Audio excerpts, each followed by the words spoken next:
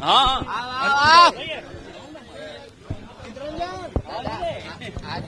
आज जो विधायक दल की बैठक हुई, आप लोगों ने क्या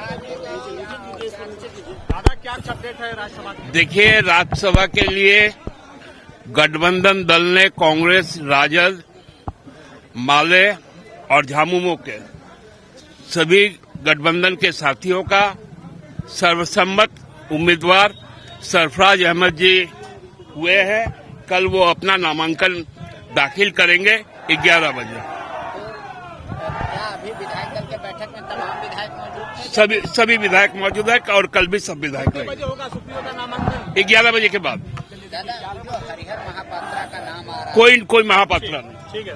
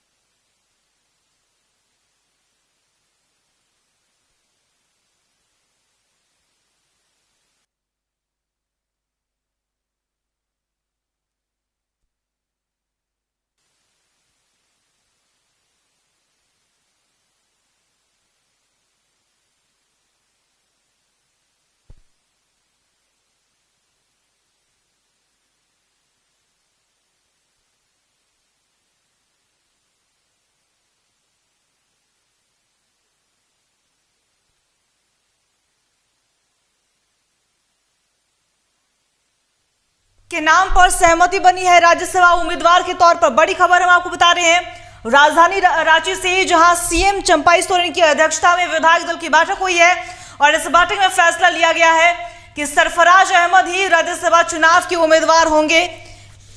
कल यानी कि सोमवार को सरफराज अहमद नामांकन करेंगे। बड़ी खबर हम आपको बता रहे हैं राजधानी रांची से। गठबंधन विधायक दल की बैठक में राज्यसभा उम्मीदवार सरफराज अहमद को बनाया गया है। विधायक दल की बैठक में यह बड़ा फैसला, गठबंधन के राज्यसभा उम्मीदवार होंगे सरफराज अहमद। 11 मार्च यानी कि सोमवार को सरफराज अहमद अपना नामांकन दाखिल करेंगे। बड़ी खबर हम आपको बता रहे हैं।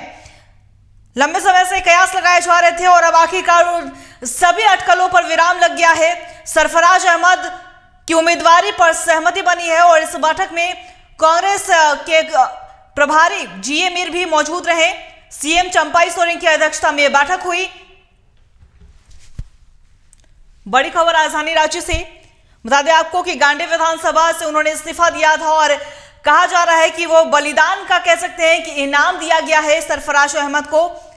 अब सरफराज अहमद राज्यसभा के उम्मीदवार होंगे।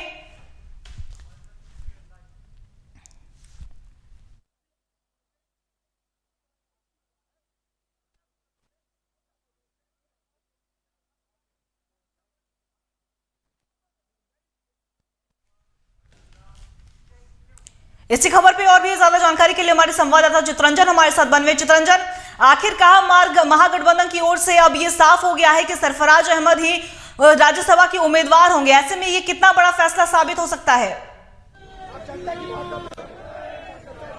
देखिए, जो नाम को लेकर लगातार कयास लगाए जा रहे थे कि गठबंधन की तरफ से सरफराज अहमद ही राज्यसभा के उम्मीदवार होंगे, तो वही इस बात को लेकर गठबंधन विधायकों की बैठक में इस बात पर मुहर लग गई है कि जो गठबंधन के राज्यसभा के उम्मीदवार होंगे वो सरफराज अहमद होंगे और उनके नाम पर सहमति भी बन गई है। अब वो कल 11 बजे, दिन के 11 बजे अपना नामांकन दाखिल करेंगे। वहीं बीजेपी की तरफ से प्रदीप वर्मा उम्मीदवार होंगे, तो वहीं गठबंधन की तरफ से सरफराज अहमद को उम्मीदवार बनाया गया।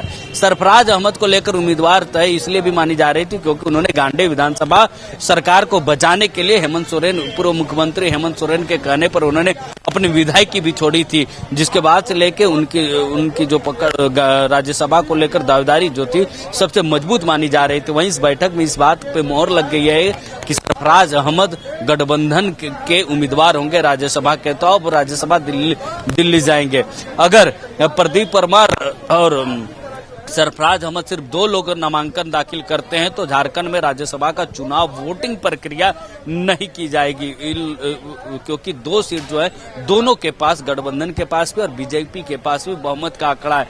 तो ऐसे में दोनों को बिना वोटिंग किए ही दोनों को राज्यसभा का उम्मीदवार की जीत घोषित कर दी जाएगी। तो आज की बैठक में सबसे जो बड़ा फैसला जो पेच फंस रहा था कि राज्यसभा को लेकर जो बातें कही जा रही थी कि कांग्रेस मांग रही कि कांग्रेस के उम्मीदवार हो, क्योंकि कांग्रेस लगातार तीसरी बार है जब गठबंधन में जेएमएम के हिस्से में यह राज्यसभा का सीट गया है। तो ऐसे में कांग्रेस मांग कर रही थी कि इस बार उसे मौका मिला जाए, कांग्रेस के उम्मीदवार को राज्यसभा भेजा जाए। लेकिन ऐसे में एक बार फिर जेएमएम के नेता को राज्यसभा भेजा जा रहा है, एक बार फिर जेएमएम के ही उम्मीदवार को राज्यसभा भेजा जा रहा है। कल इनका नामांकन होगा, उस नामांकन में मुख्यमंत्री, बाकी मंत्री और झारखंड कांग्रेस के प्रदेश के अध्यक्ष, विधायक भी मौजूद रहेंगे उनके नामांकन में। तो ये पूरी प्रक्रिया, नामांकन की जो प्रक्रिया वो पूरी की जाएगी कल, और सरफराज अहमद को राज्यसभा का उम्मीदवार बनाया गया है। जी चित्रंजन, अब जेएमएम से उतार दिया गया राज्यसभा का प्रत्याशी, उम्मीदवार तय कर दिए गए हैं कि सरफराज अहमद ही उम्मीदवार होंगे। तो ऐसे में क्या लोकसभा चुनाव में कांग्रेस का हल्ला बोल रहेगा?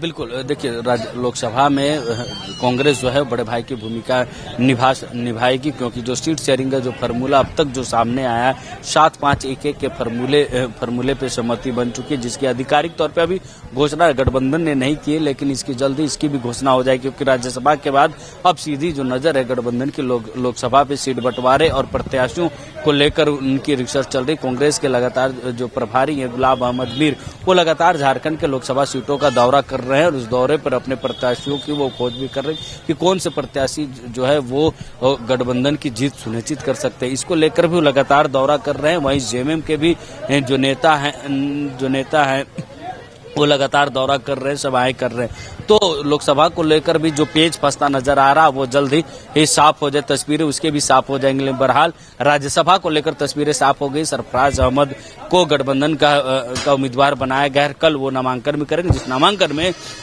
जो विधायक हैं, मंत्री, वो सभी मौजूद भी रहेंगे। जी चित्रंजन, आपका बहुत बहुत शुक्रिया तमाम जानकारी के लिए। आप बने रहिएगा खबर में, हम आपसे लगातार अपडेट भी लेते रहेंगे। तो बता दें आपको कि राजधानी रांची में आज सीएम आवास पर विधायक दल की बैठक बुलाई गई है और इस बैठक के बाद ये बड़ा फैसला लिया गया कि सरफराज अहमद ही राज्यसभा के उम्मीदवार होंगे। कई दिनों से ये अटकलें लगाई जा रही थी और अब उस पर जेएमएम ने पूर्ण विराम लगा दिया कि जेएमएम से ही राज्यसभा उम्मीदवार होंगे और कांग्रेस कहीं ना कहीं बड़े भाई की भूमिका में बनती हुई नजर आएगी। और ये भी कहा जा रहा है कि लोकसभा चुनाव में कांग्रेस चाहेगी कि उन्हें ज्यादा से ज्यादा सीटें मिले। अब ये समय ही बताएगा और ये चुनाव के नतीजे ही बताएंगे कि ये जो फैसला लिया गया है जेएमएम की तरफ से, महागठबंधन की ओर से, कितना बड़ा फैसला साबित होता है। तो फिलहाल इस खास पेशकश में इतना ही। बने रहिएगा खबरों के लिए T45 के साथ। दीजिए इजाजत, नमस्कार।